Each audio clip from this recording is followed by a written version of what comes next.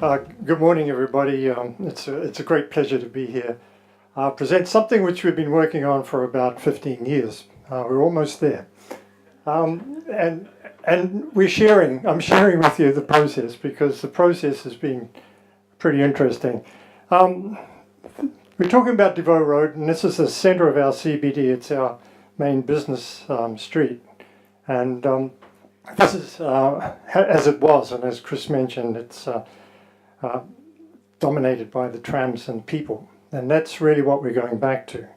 And what happened in 2000, the Hong Kong Institute of Planners wanted to do something to show how we could improve the urban design of Hong Kong.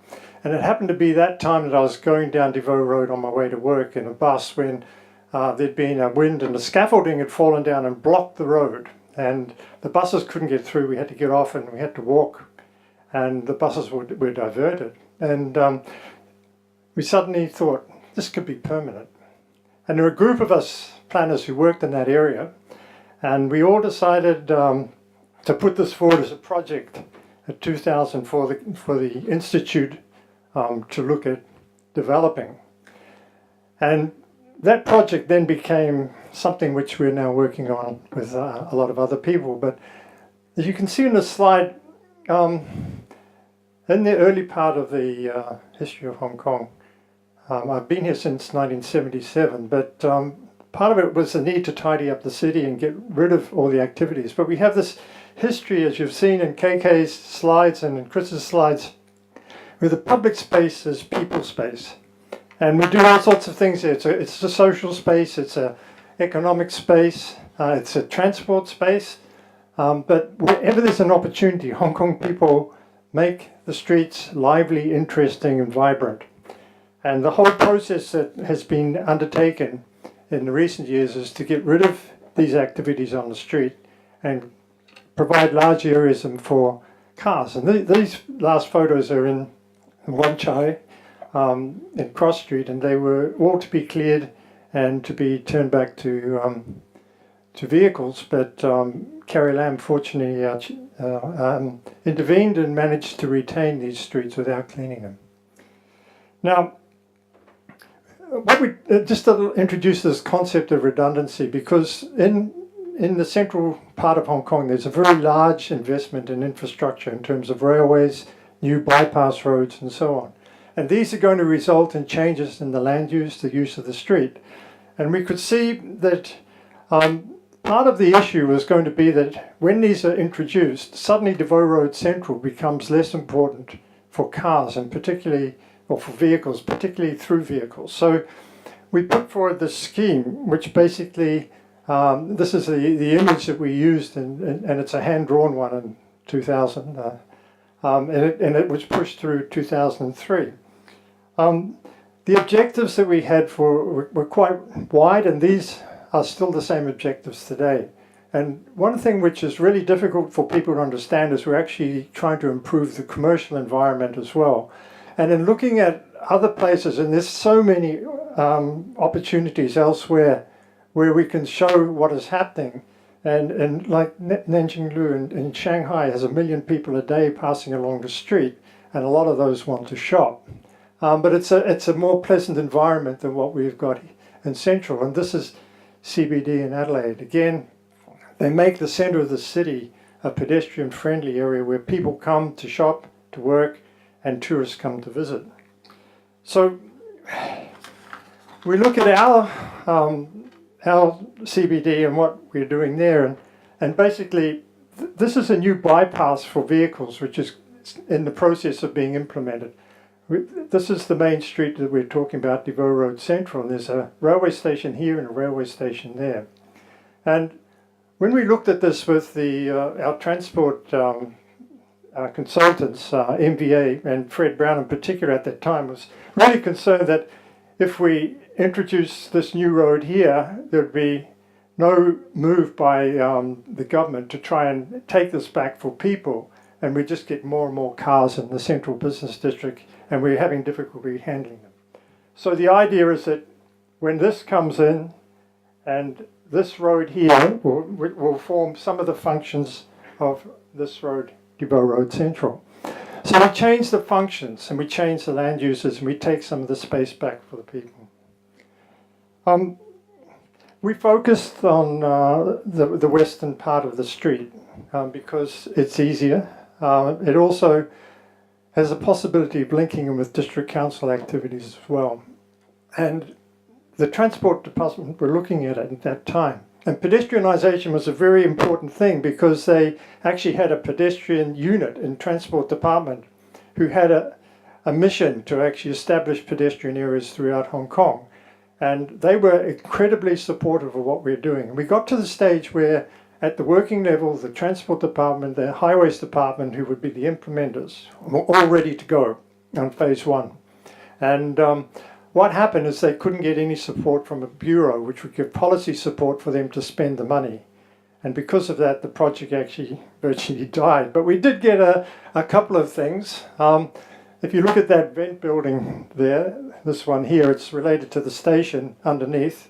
And this is the historic Western Market, which was being maintained by the Urban Renewal Authority, and we suggested that they should try and make this vent building something more consistent with the design of the market. And we did actually put forward this image like that, and they actually implemented part of it, and we'll see it later. But that was really one of our big achievements. We also got some minor changes to the street around it, but there's nothing significant.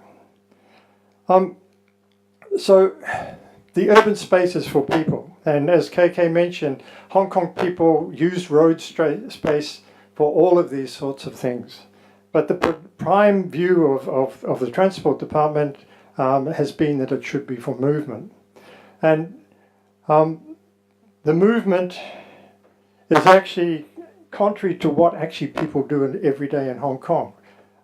Most people travel by the MTR. They walk to the MTR. They walk from the MTR to the office in Central. And so the facilitation of that process is part of the integration of the transport service that we're providing. And we have a fantastic elevated walkway system in Central.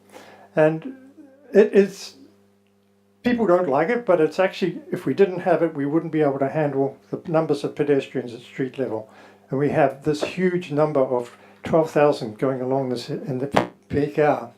So in 2014, we rejuvenated the whole project, and we got a different group of people. We took a different approach. We had air quality analysis. When we have all of these schemes, and I'm running out of time, so I'm just going through them really quickly. But basically, all of this showed that transport planning is really important in relation to the quality of the environment. And the conclusions was that we really should do something here, even if it's just to improve people's health.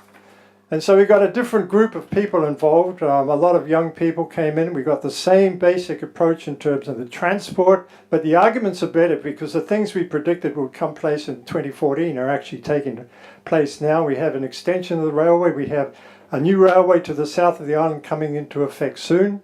And all of that allows us to put into place this plan as soon as we can. And when we're discussing it with the government, we have the same problem. The bureaus won't give it policy support, but it's feasible that we do something. And we have all the traffic analysis. We have an urban design analysis where we break it into sections. And we have these schemes where we have taken examples from elsewhere across the world. And these are the options that we get when we look at what we can do to change the situation. And all of this is feasible, not necessarily immediately, but within a bit of a reasonable time frame, which relates to the changes in the pedestrian areas. This is the western portion, which was phase one in our first scheme, and it's phase one now. And we have a really good, this is the modified vent thing, which as soon as the young planners looked at it and said, we've got to change that. And we thought we'd done pretty well. But again, we have the same opportunity of changing it, and there's all these community benefits which are very, very clearly identified and understood by people. I'll just quickly go through one of the most successful pedestrian schemes that has ever been implemented in Hong Kong. It's Occupy, where they took over the streets for 70 days. It was supposed to be Occupy Central, and I thought we're going to get a really good example of how it's done, but they occupied Tamar area instead, but we still got the benefits, and we could walk down the street. And that change has been very significant, not only in the way that things happen, but we can see that we actually, to get pedestrians to dominate, we must share the space. And these are situations, again, overseas where you can see we can do things. The campaign has now become a social movement because government said we need to show that there's social support, community support for it. And this is what we have. We have all these groups, and they put together the scheme, which other people were going to, but it was Walk21 Road Central, and we had it 2 weeks ago, and this is what happened. And it's, as KK mentioned, it's not a pedestrianised scheme, it's actually a social movement. And I think a lot of that can go back to the Occupy movement, where people could see how you could use streets for other activities.